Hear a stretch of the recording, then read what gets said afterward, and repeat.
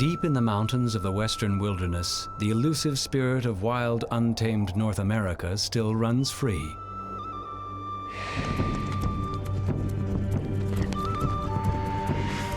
Once horses roamed free throughout the world. Now banished by civilization to a few remote outposts, they make a final stand against the unforgiving pressures of progress. And their days, like their numbers, are in danger of vanishing forever.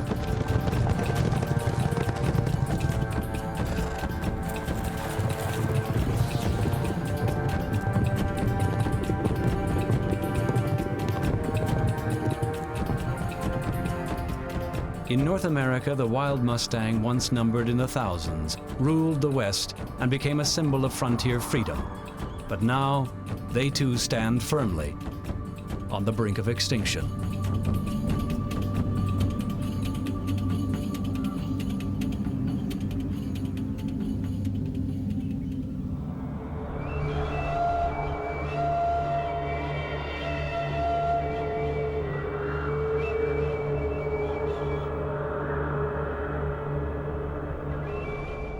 "55 million years ago, the evolutionary journey of the horse began here in North America. Its prehistoric lineage can be traced back to a small, dog-like creature with 5 toes that over time would adapt to the Great Plains and ultimately a single hoof. 15 million years later, descendants of the first horse began to migrate across the long-gone land bridge between Europe and the Americas.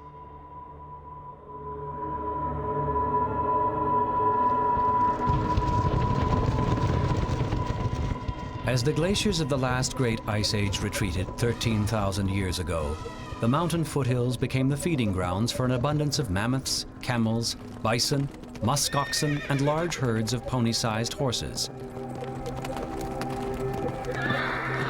Fleet of foot and quick of ear and nostril, they were well adapted to life on the open steppes. But 2,000 years later, the North American horse mysteriously vanished.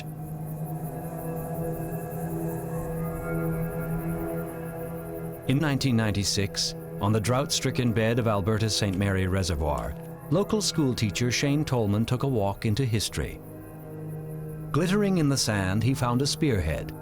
Looking closer, he found dozens more, and beside them, animal footprints. And then he found what made them. The bones of a wealth of Ice Age animals. Rarest of all were the skeletons of prehistoric wild horses.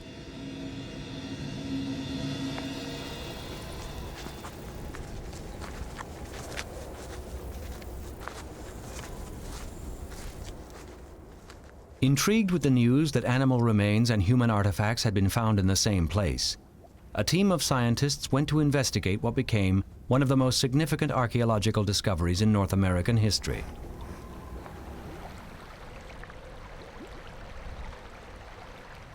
On the surface, the arid reservoir revealed an astonishing visual profile of animal and human interaction at the end of the last ice age.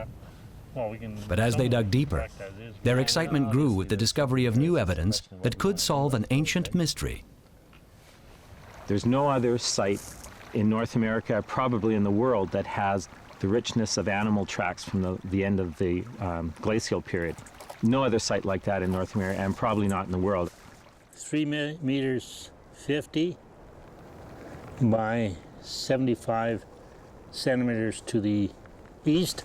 The other thing that's really, really significant about this site is the fact that we have horses that we can see were exploited by people. And there are archaeological sites elsewhere in North America where there are 1 or 2 horse bones. But this is the only site where we have a number of horses, stone tools associated with them, cut mark bone. We can actually see that people were hunting and butchering these animals.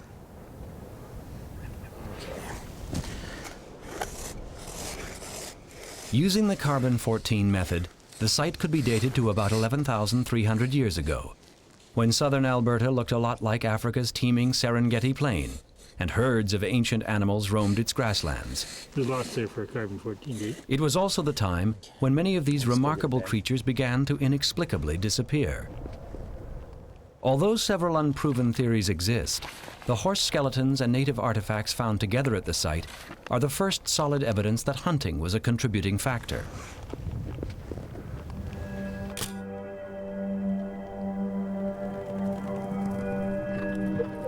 14,000 years ago, big game hunters from Siberia crossed the Bering Land Bridge to a new world. Using simple stone-tipped spears, the first North Americans were fearless predators, but no evidence existed to suggest they were also hunting wild horses. These points were all found at the site. These two actually had horse protein residue on them, and that's the key thing. When you find the people's tools, in particular weapon tips, covered in the protein residue of the horses, well, there you are. That's pretty clear proof that they were actually using these in hunting the horses.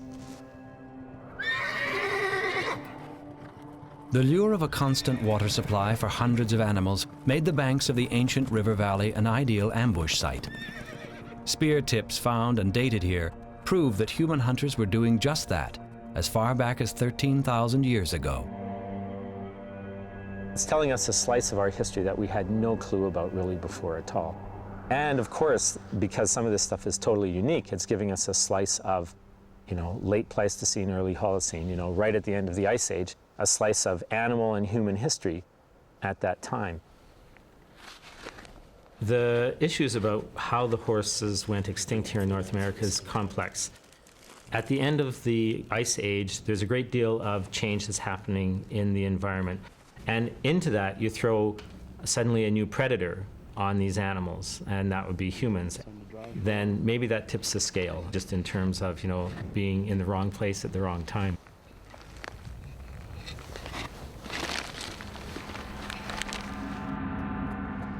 Only mute bones, scarred by stone cutting tools, speak of his origins and perhaps his extinction.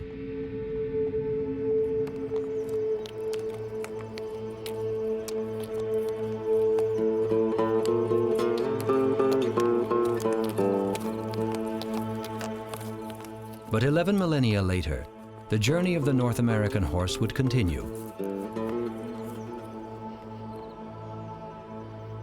In 1519, conquistador Hernando Cortés reintroduced the horse to its evolutionary birthplace on the east coast of Mexico.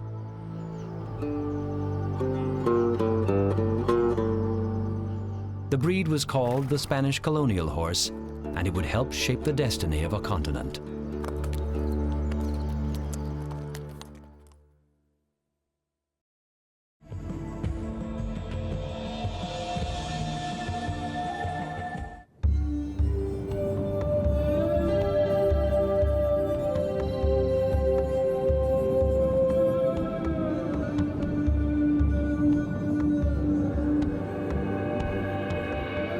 In 1808, the first white man to cross the Canadian Rockies and enter the Namaya Valley reported meeting Indian warriors on horseback here, riding swiftly across the plateau. Today, not much has changed for the Heniquitine First Nation, who can't remember a time or a life without horses.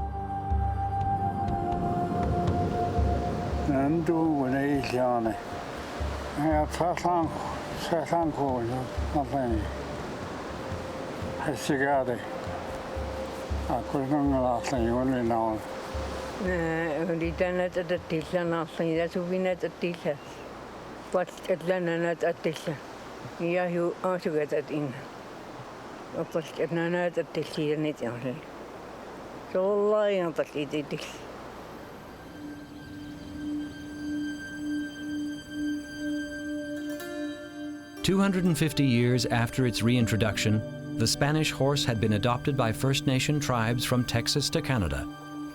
Settlers' horses added to the bloodline, and by the 18th century they numbered in the hundreds of thousands. They called the breed a mustang, from the Spanish mestina, meaning wild, unbranded horse.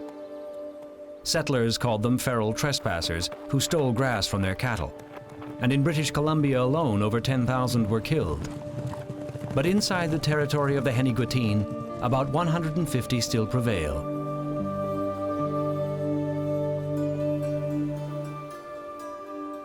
Isolated deep in the interior, the land of the Heniguitine is the Brittany Triangle, a rare, pristine ecosystem that has never experienced the effects of logging or mining. Towering above is Mount Silosh, whose legend says that pointing at it will bring a terrible change in the weather. To us, it's a sanctuary for the wild horses, for the people. It has been the way it is before European contact, and today it's still the same. We always hunted, we always fish, we always food gather, we always prepared for the winter. A lot of our people, use the land, live off the land. Even there's stories of how we used to gather, going to other Chilcotin communities, and I always seem to remember that horses is always part of the Chilcotin, part of the Heniguitine people.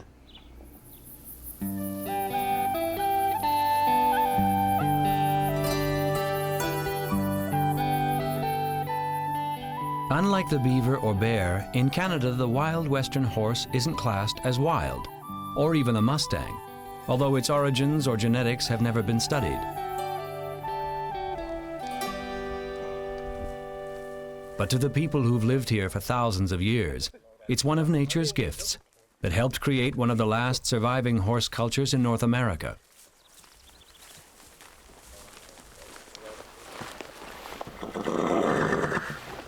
In the Brittany Triangle, those wild horses are there for us to take when we need it. We use it as transportation. We use it as recreation. Our forefathers before us have used those and trained these wild horses. And these wild horses being part of us is something that we don't want to lose.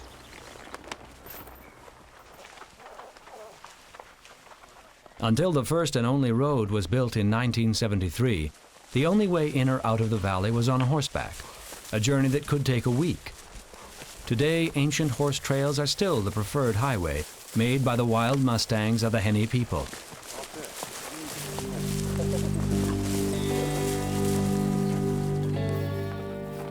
Recognized in the United States as an indigenous breed, mustangs are smaller and lighter in the hindquarter than the modern quarter horse.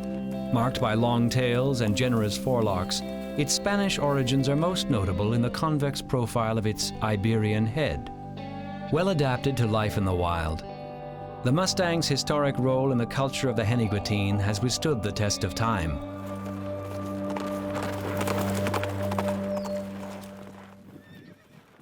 The Gymkhana, or horse competition, is a traditional source of recreation and equestrian training for the Henny people and their wild mountain horses.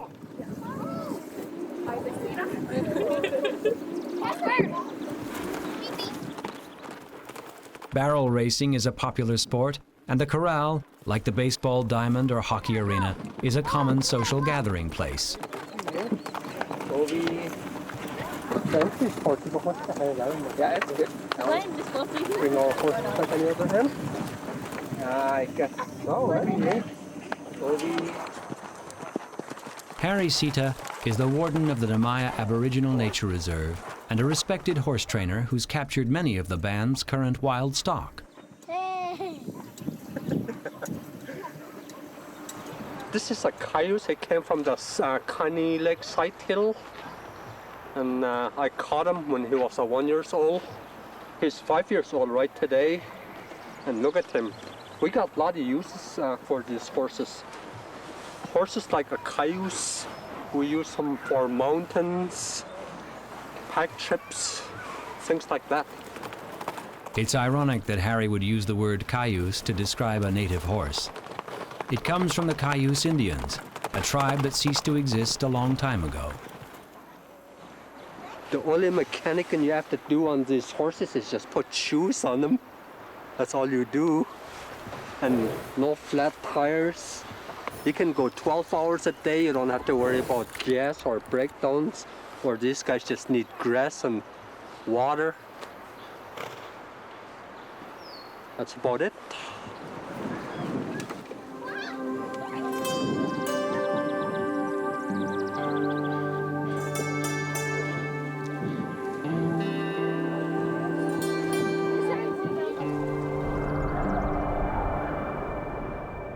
The building of the road has forced a change to the legend of Mount Silosh.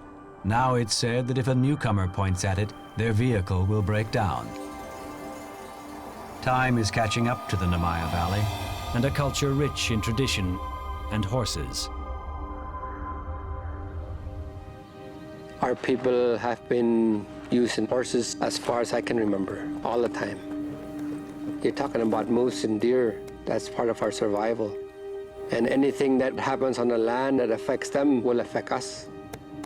The same with the wild horses. If something happens to the land that affects them, it's going to affect our livelihood. The Henigutin may be able to harness their future, but for the wild Mustang, the journey remains precarious, until their legend can become scientific fact.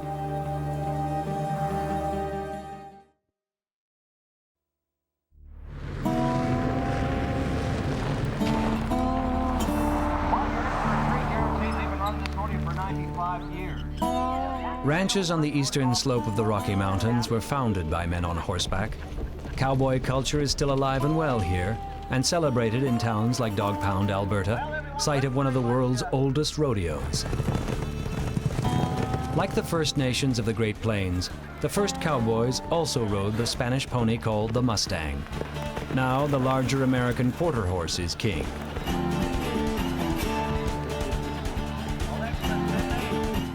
But a century ago, it was the wild Mustang who bucked the hardest and drew the crowds. Today, only a few small herds remain, and their place in frontier history almost forgotten. I learned to ride before I learned to walk. 94 years ago, my mother used to take me with her on the saddle horse, and you know, we had enough wild horses at that time. They were really beautiful. They'd stand on a ridge and they'd watch you. They wasn't afraid because nobody ever bothered them until the meat hunters started chasing them. They wasn't any wilder than the other animals. Now they're the wildest thing in the bush. And pretty well the scarcest too. The eastern slope is a vast territory of ancient rock and lush valleys, ideal for grazing cattle and horses. Deep in the foothills, Hummingbird Ranch is the home of Slim Davis.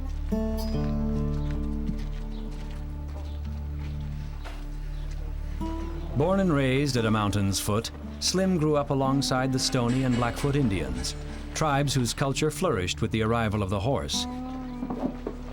He saw his first Mustang in 1920 and remembers a time when thousands roamed wild and free. I rode that saddle thousands of miles. I liked it for roping horses because it was good and strong and you don't have to cinch it too tight. I roped a lot of horses with that saddle.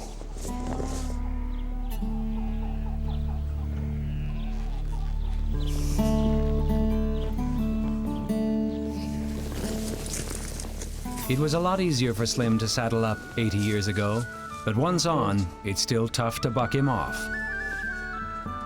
But don't. Slim's no scientist, but a lifetime in the Rockies has made him a wildlife expert in his own right. And during most of it, he's fought hard to protect the wild Mustang.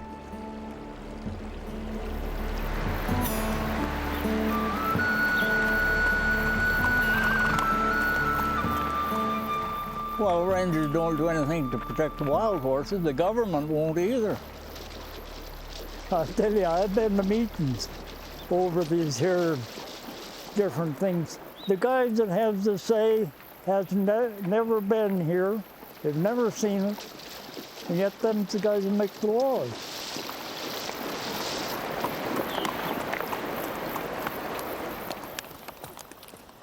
Like British Columbia, Alberta considers all wild horses to be feral and allowed thousands of them to be killed off. In 1974, Slim convinced the government to outlaw hunting them on public land, but their numbers still declined.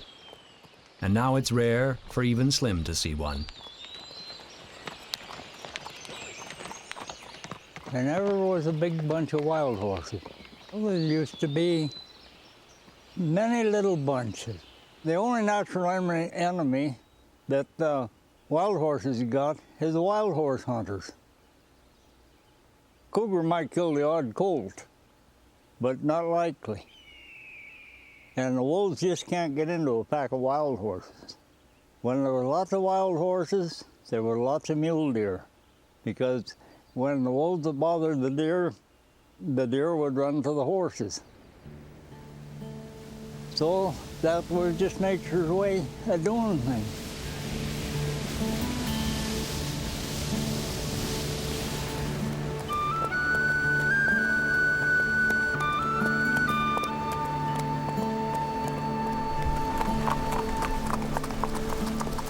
In man's world, a bighorn mountain ram is worth a small fortune to a trophy hunter. But after fall hunting season is over, goats, deer, and moose are all protected by strict wildlife laws, while the wild horse remains fair game. In the United States, wild horses have been protected since 1959, but here in the heartland of the Canadian West, it's still legal to shoot a wild horse on private land and sell it for dog food.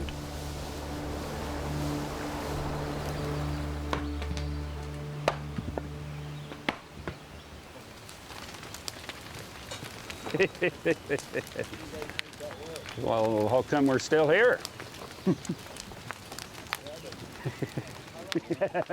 Slim's too old now to take his fight to the government. But like the horse he still champions, he's become a living legend, drawing people to the ranch to listen and learn firsthand his version of rough-hewn natural history. Oh, yeah. Yeah. Hey, Slim, how about a palm? When you start up a trail on the day you're born, with many a curve and bend, you don't know where to lead you, and you don't know when it'll end.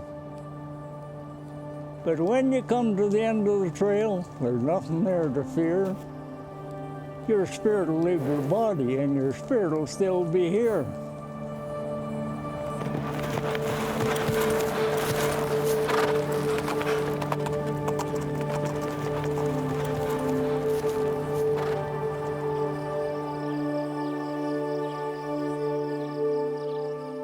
Haunted by visions of trails plowed under, today old cowboys can only dream that some things, priceless, will survive the steel wheels of progress.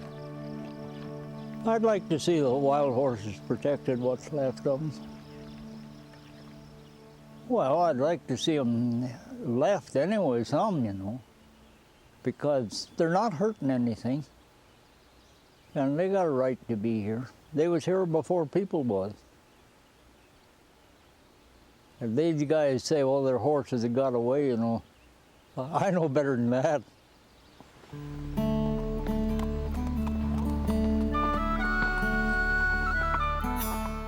In the rodeo or on the range, Slim's ridden with the best of them. His trail may be coming to an end, but at least he knows that somewhere out there the last wild Mustangs still run free.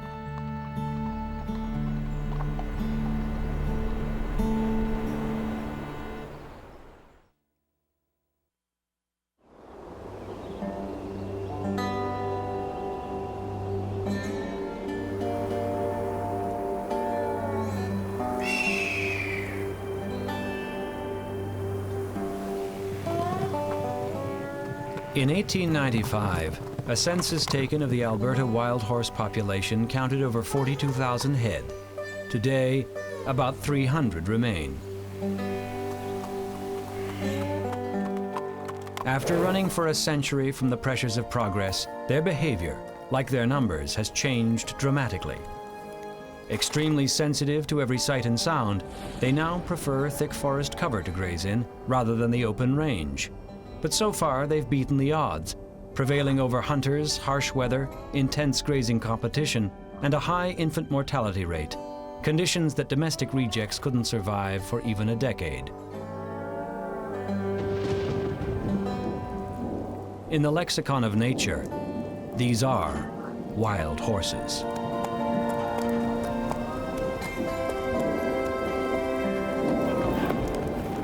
They travel in small bands of mares and colts, ruled by a stud horse or stallion. He maintains his band year-round and controls it with an iron will.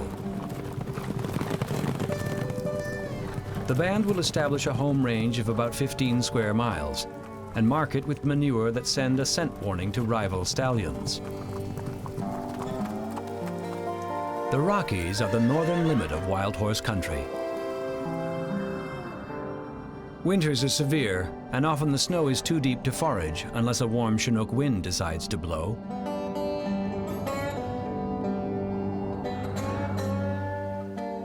Like the male alpha wolf, the stallion is constantly alert, watching for intruders and ready to challenge anything that approaches his harem. But it's an older mare who knows the range well who will actually lead the band away from any threat. Foals are usually born from March to June and can run at the gallop 48 hours after birth, essential to their survival where cougars or grizzlies wait in ambush.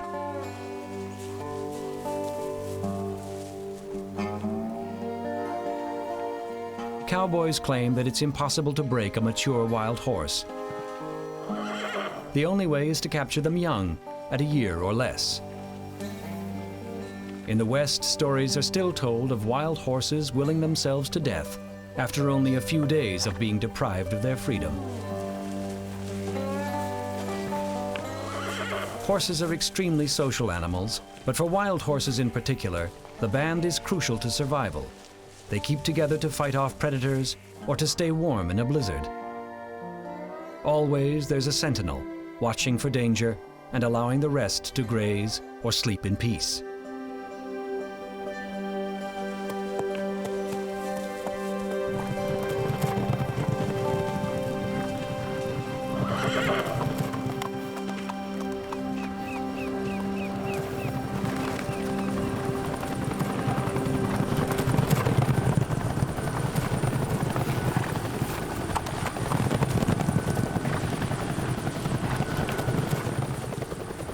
Feral horse, trespass grazer, and wild mustang are sensitive issues in the Canadian West, where the right to graze cattle on public lands is a jealously guarded asset. Eldon Bruns is a wildlife biologist with the Alberta government.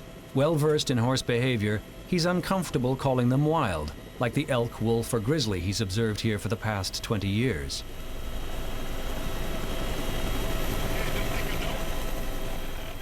We've got around 300 head of horses. It probably has been up to 1,000 in the past. So the government is trying to maintain them roughly at that level for the last several years. If an area seems to be increasing, they will allow ranchers, outfitters, cowboys that are interested, they will allow them a permit for a designated area to come in and catch wild horses. The government's mandate here has never been to define the terms wild or feral. It's politics and money. Every year, large tracts of public grassland are leased to the cattle industry, and grass eaten by a wild horse is that much less to feed the insatiable appetite of 100,000 head of beef. The ecological impact of 300 wild horses seems small, but they still create a big problem. Under pressure from both ranchers and conservationists like Slim Davis, Alberta now tolerates small bands of horses on public land, but remains indifferent to proving that they could be a natural treasure.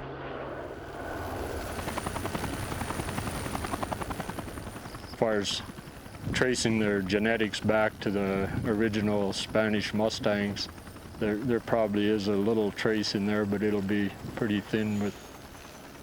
But all the horses in the wild horses in Alberta should technically be called feral horses. They're horses that were at some stage domesticated, released. There are several generations out here now probably that haven't been handled by man, but the original stock was definitely introduced.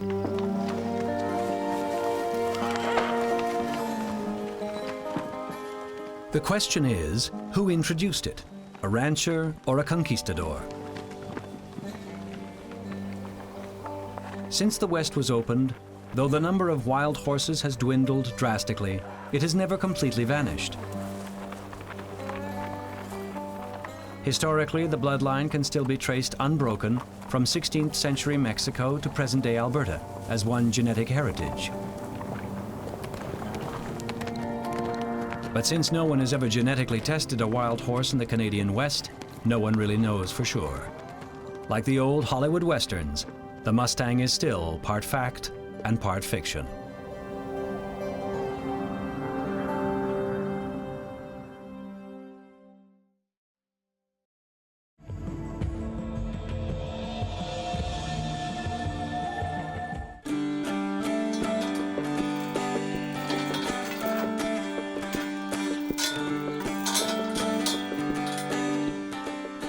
Dwayne Papke has been a mountain guide and outfitter for over 30 years.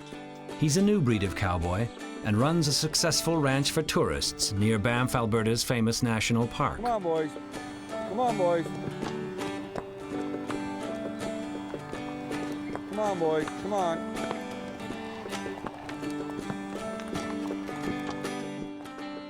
Every summer, people from around the world come here to experience the lifestyle of the Old West.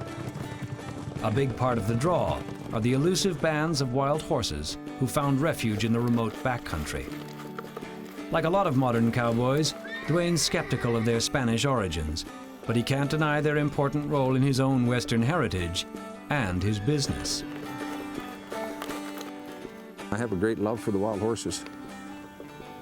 It is adrenaline pump to see that animal in the wild, free, and fighting the elements to exist, and which carries on today.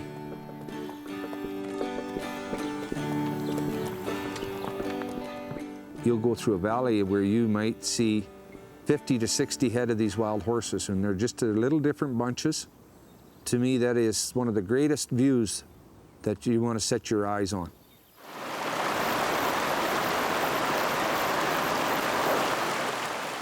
Dwayne's backyard is known as the Yahatinda Ranch region, most of it remote, unspoiled public land, ideal for wild horses.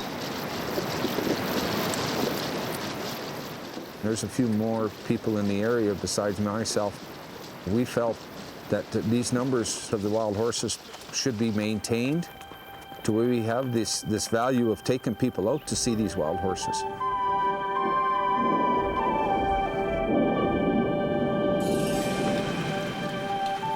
You look at some areas with easy access, we find that the numbers dwindle in them areas a lot faster than the more areas that are rugged and hard to get at. The Yahatinda is a designated wilderness preserve, and the only grazing competition for wild horses here are other wild animals like the elk. Ironically, it too is a reintroduced animal, but strictly protected.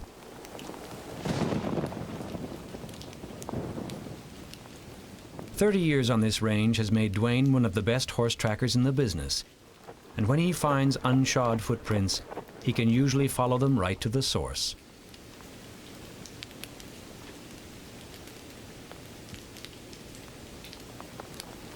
It's just a 4-year-old stud. He's all by himself. The reason he come in to look at us is here as we spooked him off over the flat. Being by himself, he's pretty leery of us.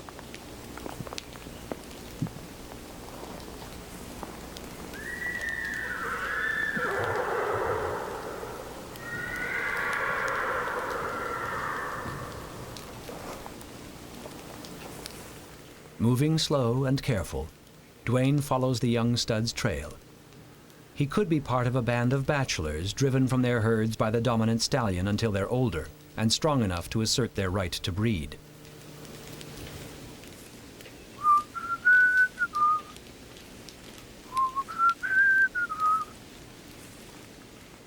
Soon enough, he's proven right. High on a hill is a rare sight, a band of young stallions. But instead of running for cover, they stand and watch Dwayne approach. They seem intrigued by his whistling, and quite possibly have heard it before.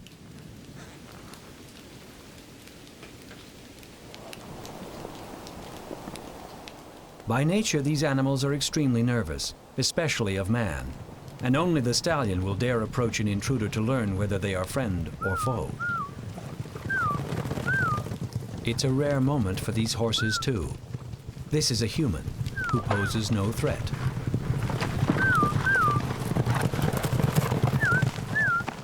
Both the ancient and reintroduced wild horse evolved as a prairie dweller, using speed of foot as their primary survival mechanism. One false move and they're gone, in a flash. In Dwayne's words, it's adrenaline pumping to see a horse running free in the wild, but even in this remote backcountry, band sizes are decreasing and horses harder to find. In Alberta here, through the wild horses and the existence of the wild horses for all these years, we feel that there could be a sanctuary set up just for these horses. To me, it's a forefather system back through heritage, and to me, my grandchildren and the future grandchildren of other people that have a love for a horse should see these running in the wild. And the wishing that they have a good future is how I look at it.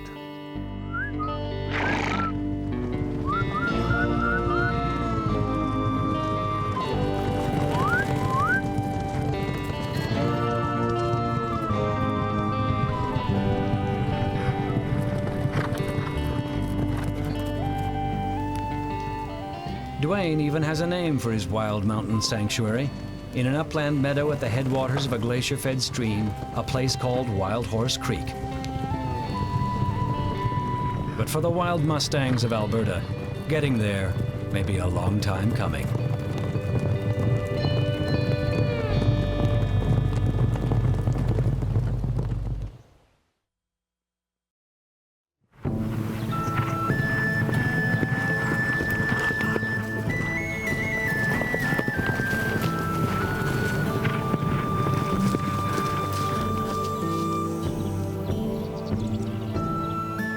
A 1,000 miles due east of the Rocky Mountains, in the heart of the Canadian prairies, lives a very special horse. Shandy is a 25-year-old Spanish Mustang. In 1976, her mother was captured in foal, not far from Dwayne Papke's ranch, and 6 months later, Shandy was born. She now belongs to Steve Howlett, whose farm is located in Dugald, Manitoba, about as far as you can get from the wild horse's home range, and a lot safer. Shandy was a horse with a will of her own when Steve first acquired her. Ain't nothing here gonna hurt you. Although born and raised in captivity, the wild mountain life seemed bred into her genes, and it took hard work and a lot of patience to win her trust. And the first thing I remember about her was the fact that, oh my God, she's so small. My boss, an old cowboy, came up and he said, "What are you looking at?" And I said, "Well, look at her." He smiled at me and he says, "You know, you're going to wear the seat of your pants out before you wear her out." She was tough as nails. I think he's a little upset without you. Hey, honey. Steve Howlett, it turns out, is as unique as his horse. In the United States, scientists have genetically tested wild horses extensively and found Spanish DNA in at least 3 herds. But in Canada, only Steve Howlett has spent the time and money to test a single wild horse, Shandy.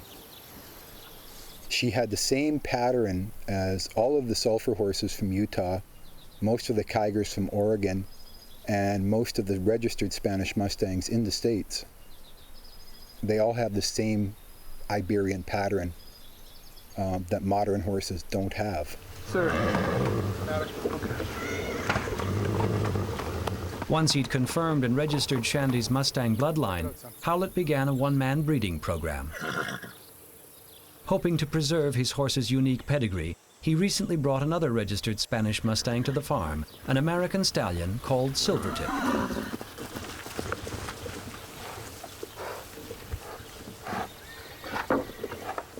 For his small size, the stallion is extremely jealous of his mare and takes exception to any show of interest, even if a fence divides him from his rivals.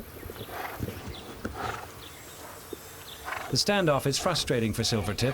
He'd like to see his competitors running for the hills, but that won't happen here. These Mustangs are far from the fields of freedom.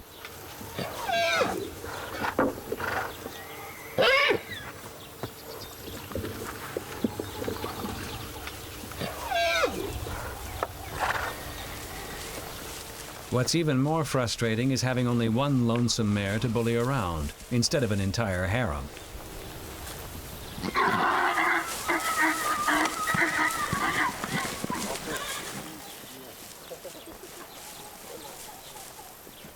In a lot of cases, a horse is a horse. A lot of their behavior is the same. There is kind of some peculiarities about Spanish Mustangs. Hey, Mama, how you doing, huh? There was a saying that not all Spanish Mustangs are wild, and not all wild horses are Spanish Mustangs. How you doing, hon? Hmm? How you today? Huh? A lot are ranch bred now, but they're not housed in barns. They retain the toughness, they retain their wild instincts that way. Silvertip was brought up to perpetuate her line. We're hoping for 1, 2, if we're really lucky, maybe three foals off her, that we can keep this uniquely Canadian line intact. And the more we have, the broader the genetics, the greater chance of survival these horses have. So far, not a single scientific body has expressed interest in Howlett's one-man genetic study. And although he's fought hard to protect the wild Mustang, she goes unrecognized in Canada. Today, Shandy is a mature 25, old for a horse, older still for a broodmare, and the odds of Silvertip breeding with her successfully are slim at best. She's the only horse from a Canadian wild herd that is registered with any of the Spanish Mustang or Spanish colonial registries anywhere. Shandy is the only living proof we have that these horses are descended from Spanish horses, that there is something special in the Rockies of Alberta and quite possibly in the Rockies of British Columbia. In the States, they seem to take great pride in the Western heritage that these horses show now. In Canada, we ignore them. I'd really hate to think that you would be the last Spanish Mustang that we have in Canada.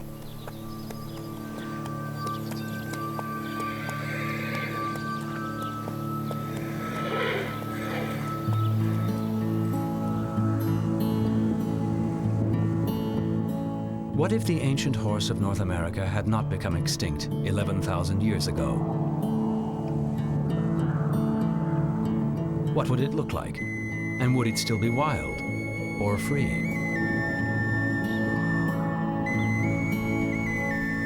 The answer may lie in its ancestors and their descendants, who now roam the world, including the new North America. Here, the wild horse called Mestina maintains a precarious hold on survival, a paradoxical symbol of freedom in a changing world.